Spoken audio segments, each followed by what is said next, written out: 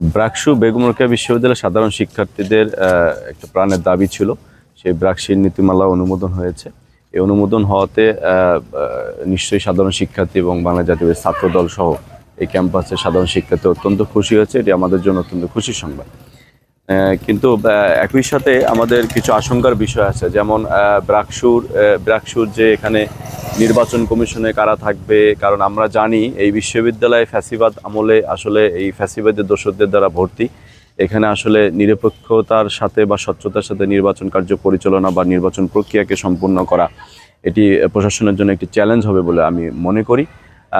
So এই জায়গাগুলো প্রশাসনকে ক্লিয়ার করতে হবে। পাশাপাশি ব্রাকসুর আরও কিছু বিষয় আছে আমরা দেখেছি, যেখানে পদগুলোর মধ্যে উত্তর যে অঞ্চল আমাদের আছে সেখানে ব্রাকসু কিন্তু একটা ভালো ভূমিকা রাখবে। এখান থেকে যে নেতৃত্বগুলো বের হবে। আমরা বেগম রোকেয়া বিশ্ববিদ্যালয় একজন মহিষী নারী শিক্ষার অগ্রদূত বেগম রোকেয়ার নামে যে বিশ্ববিদ্যালয়, সেই বিশ্ববিদ্যালয়ে আমরা দেখেছি ব্রাকসুর পদগুলোতে, যেমন জাহাঙ্গীরনগর বিশ্ববিদ্যালয়ে বা অন্যান্য বিশ্ববিদ্যালয়ে নারীদের ক্ষেত্রে স্পেসিফিক একটা জায়গা ছিল যে নারী নেতৃত্বকে নিয়ে আসা, প্যানেলগুলো যাতে বাধ্য থাকে নারী নেতৃত্বকে নিয়ে আসতে। তো সেই জায়গাটি কিন্তু এখানে নেই। আমরা দেখেছি নারীদের জন্য কোনো স্পেস নেই। তো আমার মতে এবং বাংলাদেশের ছাত্রদলের যে আমাদের যে ভাবনা, যেখানে এজিএস বা কোনো সম্পাদকীয় পদে যদি নারীদের কোনো পদ সৃজন করা হতো, সংযুক্ত করা হতো, সেক্ষেত্রে প্যানেলগুলো কিন্তু নারীদের রাখতে বাধ্য হতো। তখন একটা নারী নেতৃত্বের জায়গা কিন্তু এখানে সৃষ্টি হতো। এখন যেমন আছে যে এখানে নারী নেতৃত্বের জায়গাটা কিন্তু প্যানেলগুলোকে বাধ্য করা হচ্ছে না। সেক্ষেত্রে প্যানেলগুলো কিন্তু চাইলেই নারীদের বাদ দিয়ে শুধু পুরুষদেরকে দিয়ে কিন্তু এখানে আসলে প্যানেলগুলো করতে পারে। তা আমার দাবি যে এখানে নারী নেতৃত্বের জায়গা সৃজন করা হোক, প্যানেলগুলোকে বাধ্য করা হোক নারী নেতৃত্বকে নিয়ে আসতে। পাশাপাশি এখানে আমরা দেখেছি যে হল সংসদগুলোতে অনাবাসিক শিক্ষার্থীরাও এখানে প্রার্থী হতে পারবে কিংবা ভোট দিতে পারবে। আচ্ছা, হলের সমস্যাগুলো সম্পর্কে কিন্তু হলে যারা এক্সিস্টিং স্টুডেন্ট রয়েছে, তারা কিন্তু হলের সমস্যাগুলো সম্পর্কে অবগত এবং সেগুলো সাফারার কিন্তু তারা। তো সেখানে অনাবাসিক শিক্ষার্থীরা এখানে আসলে হলের বিষয়ে কী দাবি উত্থাপন করবে বা হল সম্পর্কে তারা কতটুকুই বা অবগত, তা আমি মনে করি অনাবাসিক শিক্ষার্থীদেরকে হল সংসদে তাদেরকে প্রার্থী করা কিংবা ভোট দেওয়ার যে অনুমতি বা রয়েছে, আমি মনে করি এটা সঠিক সিদ্ধান্ত নয়। প্রশাসনের অবিলম্বে গঠনতন্ত্র আমার মনে হয় পরিবর্তন করা দরকার। হল সংসদগুলোতে শুধু হলে যে এক্সিস্টিং স্টুডেন্টস রয়েছে, হলে আবাসিক শিক্ষার্থীরাই হল সংসদে প্রার্থী হতে পারবে এবং তারা ভোটও দিতে পারবে। এটি আমার মনে হয় সংশোধন করা উচিত। এটি শুধু আমার বাংলা জাতীয় ছাত্রদল না, আমার মনে হয় অধিকাংশ প্যানেল কিংবা সাধারণ শিক্ষার্থীদের একটা দাবি, যারা হলে রয়েছে তাদের দাবি, এটি সংশোধন করা উচিত। তো এই সমস্ত চ্যালেঞ্জগুলোকে মোকাবেলা করে এই নির্বাচন প্রক্রিয়াটাকে শুধু তাড়াহুড়ো না করে একটা বিতর্কিত নির্বাচন অনুষ্ঠান করাই কিন্তু আমাদের মূল কাজ না। তাড়াহুড়ো না করে রয়ে সয়ে সিদ্ধান্ত নিয়ে একটি গোছালো অবস্থার মধ্য দিয়ে সমস্ত স্টেক হোল্ডারদের সাথে ডায়ালগ করে সামনে কিন্তু একটা সুন্দর স্বচ্ছ নিরপেক্ষ নির্বাচনের দিকে আমরা ধাবিত হতে পারি, যাতে করে বিগত আমরা কয়েকটি বিশ্ববিদ্যালয়ে দেখেছি অধিকাংশ বিশ্ববিদ্যালয়ে নির্বাচন প্রক্রিয়া বিতর্কিত হয়েছে। আমরা চাই না আমাদের বেগম রোকেয়া বিশ্ববিদ্যালয়ে আমাদের ছাত্র সংগঠনগুলোর মধ্যে এবং সাধারণ শিক্ষার্থীদের মধ্যে একটা সৌহার্দ্যপূর্ণ সম্পর্ক রয়েছে, আমাদের মধ্যে সম্প্রীতি রয়েছে। আমরা চাই শুধু ব্রাকসুকে কেন্দ্র করে এখানে যাতে কোনো ধরনের বিতর্কের সৃষ্টি না হয়, আমাদের মধ্যকার যে সম্পর্কটা প্রশাসনের ভুলের কারণে সেই সম্পর্কটা যেন নষ্ট না হয়, আমরা এটা চাচ্ছি। আর ছাত্রদলের যেটি ভাবনা ব্রাকসু কেন্দ্রিক, আপনি জানেন যে এই বিশ্ববিদ্যালয়ে মাননীয় উপাচার্য মহোদয় কয়েকদিন আগে উনি মিডিয়ার সামনে বলেছেন যে এখানে ছাত্র রাজনীতি নিষিদ্ধ। যদিও ছাত্র রাজনীতি নিষিদ্ধ বা গণতান্ত্রিক চর্চার যে নিষেধাজ্ঞা, এটির বিরুদ্ধে ছাত্রদলের অবস্থান সবসময় সুস্পষ্ট এবং এর ভবিষ্যতে এটি থাকবে। আমরা অবিলম্বে এখানে ছাত্র রাজনীতি চালু করা হোক, গণতান্ত্রিক চর্চা চালু করা হোক, এটির পক্ষে আমরা সবসময় আমাদের অবস্থান পরিষ্কার করে এসেছি।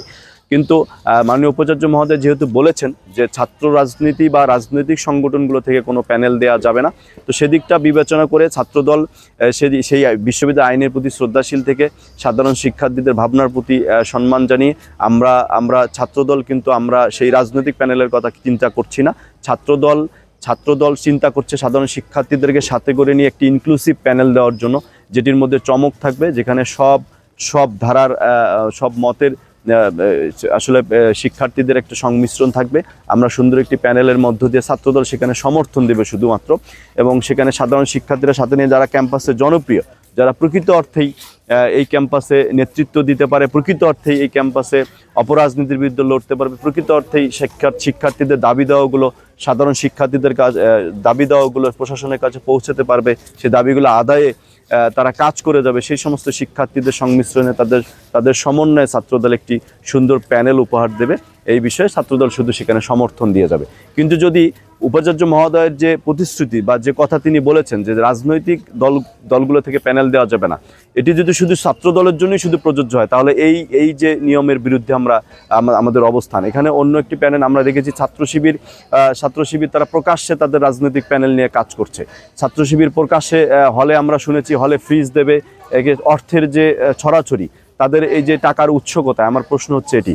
একটি বিশ্ববিদ্যালয়ে যেখানে সাধারণ শিক্ষার্থীরা অনেক সময় টিউশন করে চলে, বাসা থেকে সামান্য পরিমাণ টাকা নিয়ে তারা পড়াশোনা করে, আমাদের সেখানে আমরা শুনেছি লক্ষ লক্ষ কোটি কোটি টাকার যে ছড়াছড়ি বা প্রতিশ্রুতি, এই জিনিসগুলা এই জায়গা থেকে আমাদেরকে বের হয়ে আসতে হবে।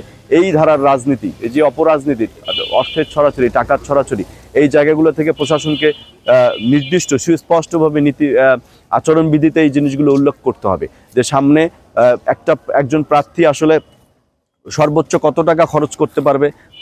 তার এখানে তো পোস্টারিংও নেই। আমরা শিক্ষার্থীদের অর্থের কথা, ব্যয়ের কথা চিন্তা করে আমরা দেখেছি সমস্ত বিশ্ববিদ্যালয় ছাত্র সংসদগুলোতে কিন্তু পোস্টারিংও নিষেধ করা হয়েছে। তো সেখানে এই জিনিসটা যেখানে বারের মধ্যে নিয়ে আসে, সেখানে ফ্রিজ দেয়া, সেখানে বিরিয়ানির প্যাকেট দেয়া, আমরা যখন এখন পর্যন্ত নির্বাচনী কোনো ডেট লাইন হয়নি, কোনো শিডিউল ডিক্লেয়ার হয়নি, তার আগে আমরা শুনেছি মেসে গিয়ে বিরিয়ানি দেয়া বা হলে ফ্রিজ দেওয়া বা মেচে ফ্রিজ দেয়া, এই যে লোভ দেখানো, এই যে আমরা দেখেছি এই সমস্ত কর্মকাণ্ড কোথায় হয়? এই সমস্ত কর্মকাণ্ডায় আমরা দেখেছি এলাকায় মেম্বার নির্বাচনে, চেয়ারম্যান ইলেকশনে বা এমপি ইলেকশনে। তা আমরা কি সে ধরনের কোনো ইলেকশন এখানে করছি? আমরা এখানে শিক্ষার্থীদের প্রতিনিধি নির্বাচন করব। তো সেখানে কেন আমরা ফ্রিজ দিতে যাব? সেখানে কেন আমরা মেসে বিরিয়ানি দিতে যাব? শিক্ষার্থীদের যে সমস্যাগুলো, সেই সমস্যাগুলো ছাত্র প্রতিনিধিদের, শিক্ষার্থী প্রতিনিধিদের দায়িত্ব হচ্ছে সেই সমস্যাগুলো, সেই দাবিগুলো প্রশাসনের কাছে পৌঁছে দেওয়া, এবং প্রশাসন সেটি বাস্তবায়ন করবে। এটি দেখভালের দায়িত্ব শিক্ষার্থী প্রতিনিধিদের। কিন্তু কাউকে ফ্রিজ কিনে দেয়া, কোথাও বিরিয়ানি প্যাকেট দেওয়া কিন্তু শিক্ষার্থীদের দায়িত্ব না। এই অপরাজনীতি বন্ধ হোক, অর্থের ছড়াছড়ি বন্ধ হোক, এই জায়গাগুলো আচরণবিধিতে সংযুক্ত করতে হবে। এটি ছাত্রদলের শুধু না, আমি মনে করি সাধারণ শিক্ষার্থীদের দাবি। সুতরাং অনেক গলদ রয়েছে এখানে। আমরা একটা কার্যকর ব্রাকসু নির্বাচনের দিকে যদি এগুতে চাই, সেক্ষেত্রে প্রশাসনকে অবশ্যই কার্যকর একটা ডায়ালগের আয়োজন করতে হবে, এবং আচরণবিধি সহ সমস্ত বিষয়গুলো, নারী প্রতিনিধিত্বের জায়গা তৈরি, এবং এই যে অর্থের বিষয়টা, যে অপরাজনীতি আছে, এই সমস্ত বিষয়গুলো, আচরণবিধির বিষয়গুলো, সমস্ত বিষয়গুলো এখানে আমার মনে হয় ইনক্লুড করে এখানে একটা কার্যকর ব্রাকসুর দিকে আমরা এগিয়ে যাব। এবং ছাত্রদল প্রতিশ্রুতিবদ্ধ, আমরা আমাদের প্যানেল দেব, আমাদের প্যানেল জিতুক হারুক, আমরা সুষ্ঠু নির্বাচনের মাধ্যমে আমাদের প্যানেল যদি পরাজিত হয়, তারপর আমরা যেই প্যানেল এখানে নির্বাচিত হবে তাদের সাথে কাঁধে কাঁধ মিলে শিক্ষার্থীদের কল্যাণে আমরা কাজ করে যাবো ইনশাআল্লাহ।